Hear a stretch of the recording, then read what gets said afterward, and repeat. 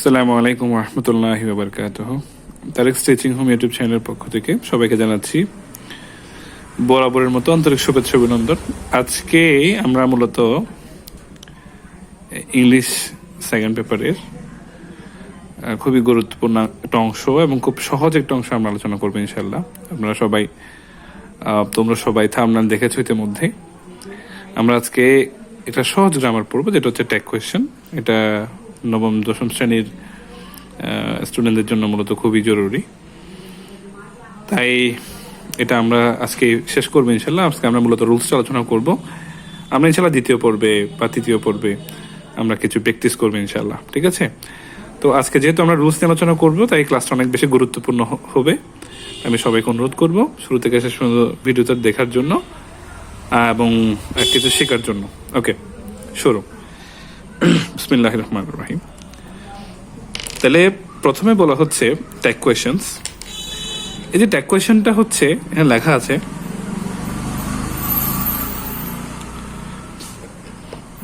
Tag question করতে হলে প্রথমে আমাদের অক্সিলারি ভার্ব সম্পর্কে জানতে হবে। আমি সরাসরি মূল পয়েন্টটাই বলতেছি, ঠিক আছে? আশা করি এগুলাই যথেষ্ট, হচ্ছে বেশি দরকার নাই। তাহলে এখানে বলতেছি কি, ট্যাগ কোয়েশ্চেন করতে হলে আমাদের প্রথম অক্সিলারি ভার্ব সম্পর্কে কি করতে হবে, জানতে হবে। অক্সিলারি ভার্ব সম্পর্কে জানি আমরা। অক্সিলারি ভার্ব হচ্ছে মোট 24টি, কয় প্রকার? 4 প্রকার। যেটা 1 নম্বর সিরিয়াল সহ শিখবো আমরা। 1 নম্বর হচ্ছে বি ভার্ব। বি ভার্বে আছে am, is, are, was, were, 5টা। 2 নম্বর আছে হ্যাভ ভার্ব। হ্যাভ ভার্ব আছে 3টা, হ্যাভ, হ্যাজ, হ্যাড। এরপরে ডু ভার্বে আছে 3টা, ডু, ডাজ, ডিড। এরপর আছে মোডেল ভার্বে আছে can, could, shall, should, will, would, may, might, must, ought to, need, dare, use to. এগুলো সবগুলো হচ্ছে মডেল ভার্ব। তাহলে আমরা সিরিয়ালটা সহ মনে রাখবো। 1 নম্বরে বি ভার্ব, 2 নম্বরে হ্যাভ ভার্ব, 3 নম্বরে ডু ভার্ব, 4 নম্বরে কি ভার্ব? Modal verb. মনে রাখবো প্রথমে এটা। ট্যাগ কোয়েশ্চেন শিখতে গেলে এটা আগে লাগবে। আচ্ছা স্যার, এটা শিখলাম। এরপর আসি, এখন আমি দিলাম যে রুলস অফ কি ট্যাগ কোয়েশ্চেন। এবার এটা ট্যাগ কোয়েশ্চেনটা আমরা রুলসটা দেখবো। এখন রুলসটা দেখি স্যার। প্রথমে আমাদের অক্সিলারি ভার্ব 1, 2, 4 খুঁজতে হবে। 1, 2, 4 মানে কি? এই যে 1 মানে হচ্ছে বি ভার্ব, 2 মানে হচ্ছে হ্যাভ ভার্ব, এগুলা, আর 4 মানে হচ্ছে মডেল ভার্ব। আগে এগুলো খুঁজতে হবে। আচ্ছা, খুঁজে পেলে সেটাকে আনসারের কি শুরুতে নিয়ে আসতে হবে। যদি আমরা খুঁজে পাই এগুলাকে, অক্সিলারি ভার্বগুলোকে খুঁজে পাই, আনসারের শুরুতে কি নিয়ে আসতে হবে।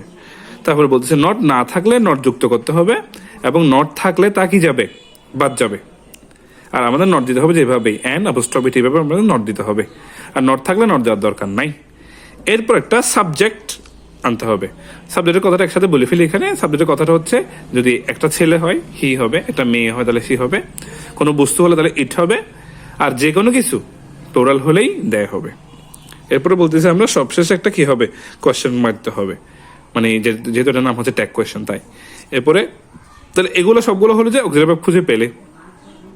যখন আমরা অক্সিলারি ভার্ব খুঁজে পাবো না, তখন আমরা কি করবো? তখন আমরা অক্সিলারি ভার্ব 3 এর কি নিব? সাহায্য নিব। 3 মানে এদিকে কি বলছিলাম? ডু, ডাজ, ডিড, এই 3টা আনতে হবে। যখন আমরা, অর্থাৎ এই যে যেমন আমরা এই বাক্যগুলো আগে দেখি, যেমন হি ইজ এ লায়ার, এখানে একটা ইজ আছে, ইজটাকে আগে নিয়ে আসছি। এখানে নট নাই জন্য নট যোগ করছি। এরপরে হি আছে, হি লিখে দিয়েছে সাবজেক্ট হিসেবে, লাস্টে কোয়েশ্চেন মার্ক। এখানে ইজ আছে, লিখে দিছি, নট আছে তো নট বাদ দিছি, এরপরে হি লিখে দিছি, লাস্টে কোয়েশ্চেন মার্ক দিছি। তো এখানে তো ইজ আছে সেজন্য অনেক রকম দিলাম। তো যখন ইজ থাকবে না, যখন ওয়াজ থাকবে না, বা এই যে অক্সিলারি ভার্ব যেগুলো বলছিলাম 1, 2, 4 এগুলো থাকবে না, তখন আমরা কি করব? তখন মূলত আমাদের আনতে হয় যে ডু আনতে হয়, ডাস আনতে হয়, ডিড আনতে হয়। কখন কি আনবো? তাহলে ডু কখন আনবো প্রথমে দেখি, যখন আমরা দেখবো যে ভার্ব এটা ভার্ব 1 মানে ভার্বের বেস ফর্ম। ডিড কখন আনবো? যখন ভার্ব এটাকে দেখবো এটা ভার্ব 2 মানে ভার্বের ফার্স্ট ফর্ম। ডাস কখন আনবো? যখন আমরা ভার্ব 1 এর শেষে এস বা ইএস দেখবো, যেটাকে আমরা ভার্বের কি ফর্ম বলি? প্রেজেন্ট ফর্ম বলি। আমি আবার কথাটাকে রিপিট করতেছি। এরকম যদি ইজ দেখি, ওয়াজ দেখি, ক্যান দেখি, কুড, মানে যেগুলো 1 to 4 অক্সিলারি ভার্ব আছে আর কি, এগুলো দেখলে আমরা এখানে লিখে ফেলতে পারবো। নট না থাকলে আমরা কি করতে পারবো? নট যুক্ত করতে পারবো। এটা মানে বাকিগুলো তো আমরা বুঝছি, ঠিক আছে? তাহলে ঝামেলাটা মূলত কোন জায়গায় হবে, বা এগুলো কোন জায়গায় আনতে হবে? যেখানে আমরা এরকম ইজ এটা দেখবো না, হ্যাঁ, কোনো অক্সিলারি ভার্ব পাবো না, সেখানেই মূলত আমাদের কি করতে হবে? এই 3টা আনতে হবে। এবং আনার জন্য প্রথমে আমাদের ভার্বটাকে বাছাই করতে হবে। ভার্ব কোথায়? পুরো বাক্যের মধ্যে আগে ভার্বটা বাছাই করতে হবে। তারপর ভার্ব এটা বেস ফর্মে আছে কিনা, ফার্স্ট ফর্মে আছে কিনা, এবং এস বাই এস ফর্মে আছে কিনা, এটা আমাদের চেক করতে হবে। চেক করে আমাদের বাকি কাজটা শেষ করতে হবে। আচ্ছা, এরপর যেটা যাচ্ছি, কতগুলো নেগেটিভ ওয়ার্ড আছে বলতেছে এখানে, যেগুলো সেন্টেন্সে থাকলে আর নট যুক্ত হয় না। মানে এগুলো হচ্ছে নট, এগুলোকে আমাদের নট ধরতে হবে। শব্দগুলো হচ্ছে কি কি? Seldom, hardly, little, scarcely, a few, rarely. এই শব্দগুলো যদি আমরা কোনো বাক্যের মধ্যে দেখি তাহলে আমরা মনে করবো এগুলো নট, তাই আমরা ওই বাক্যের মধ্যে আর নট আনবো না। কেমন? তাহলে যেমন এরকম একটা লাইন আমরা সবাই পড়ছি, a barking dog seldom bites, ওখানে সেলডম আছে না, এজন্য ওখানে আর কি নট আনবো না। আচ্ছা, বাকিটা আমরা প্র্যাকটিস করার সময় দেখবো। এরপর আজকে শুধু রুলস নিয়ে আলোচনা করবো। নট যুক্ত করার ক্ষেত্রে 4 জায়গায় কি ব্যতিক্রম কি করা যায়, লক্ষ্য করা যায়। যেমন এই ব্যতিক্রমগুলো আমি বলি, তাহলে আমরা নট যুক্ত করি কার শেষে? অক্সিলারি ভার্বের শেষে। অক্সিলারি ভার্ব আছে কয়টি? 24টি। তাহলে 24টির সাথে নট যুক্ত করা যায়, কিন্তু ব্যতিক্রম আছে কয় জায়গায়? 4 জায়গায়। তাহলে এগুলো একটু মুখস্থ করি। একটা হচ্ছে এম নট, একটা শ্যাল নট, একটা উইল নট, একটা ক্যান নট। এই 4 জায়গায় ব্যতিক্রম আছে। তাহলে 20 জায়গায় কি আছে? শুদ্ধ আছে। এগুলো কি কি স্যার? এম নট থাকলে আমরা এভাবে লিখতাম, এম এভাবে লিখতাম, বাট এটা ভুল, শুদ্ধ হবে যে আরেন্ট। শ্যাল নট আমরা এভাবে লিখতাম, শ্যাল লিখে এরকম করতাম, বাট এটা হবে যে শান্ট। উইল নট লিখলে আমরা এভাবে লিখতাম, উইল লিখে নট, এটা হবে যে ওন্ট।